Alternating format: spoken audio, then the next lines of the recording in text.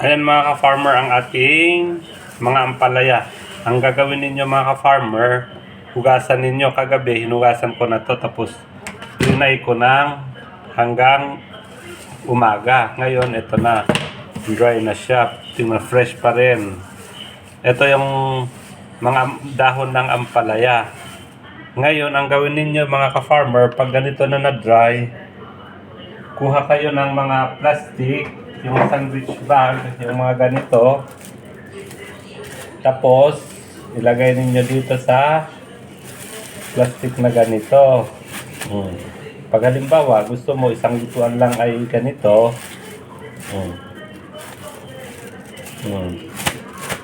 Oh, okay ba ito sa isang lutuan? Damihan natin para pwedeng i-fry lang. Kasi masarap ito kahit naka-freezer na ganito. Kahit naka-freezer na ganito, pag ilabas mo, huwag mo nang i-defrost. Pag gisa mo, ilagay mo diretso mo. Huwag mo nang tawag dito, yan. Ayan. Tapos, ilagay mo na sa freezer. Ako mga ka-farmer, meron akong sariling freezer ng gulay. O yan, lahat yan mga gulay. Ampalaya, lahat-lahat. Yan. Marami akong space, ilagay ko lang dito sa baba. Yan. Ganyan. So, ganyan lang ang gawin ninyo.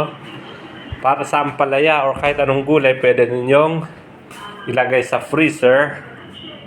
Para pag kailangan ninyo, iluto mo na lang, lutuin mo na lang. Ganyan. Ngayon, gawin ko ulit ito. Masarap kasi ito kahit naka-freezer, mga ka-farmer. Malutong, pag iluto mo, fresh pa rin. Huwag mo nang kasi yung iba, iniinit nila or inilalagay nila sa mainit na tubig. Pero hindi na kailangan kasi pag ilagay mo sa mainit na tubig, matatanggal yung vitamina, aalis. May tatapon yung vitamina niya. Kaya mas okay na ilagay mo na lang sa plastic na ganito.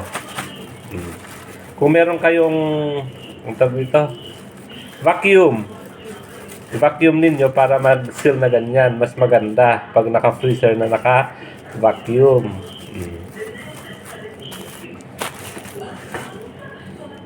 Ayan, nakita na ninyo kung paano i-preserve or i-preserve para hindi masayang ang mga dahon ng ampalaya. Pwede rin yung malunggay, dahon ng malunggay. So, ganun. So, ganyan na lang mga ka-farmer at saka see you sa mga susunod na mga video ko. Salamat. Thank you for watching.